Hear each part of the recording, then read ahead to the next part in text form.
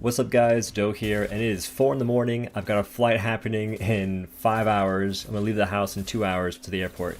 But anyway, I can't sleep right now, so I did trials and I got a 311 with the sword. I can actually get a faster time if I just played, you know, like a robot, which I don't know if I can do that, so I'm gonna go ahead and stick with this time for now.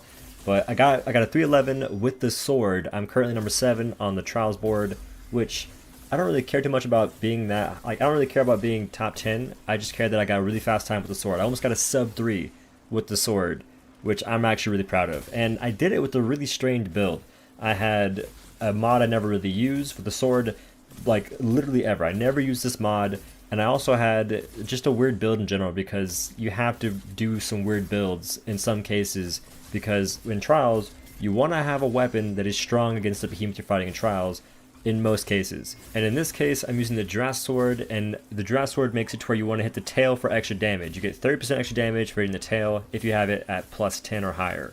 So that's the whole goal. And the funny part is, I actually made a build that had KOK, even though I hit the face like not often at all in this entire fight. I never got a single stagger whatsoever, and I barely hit the face at all in this fight, because the goal was at the tail.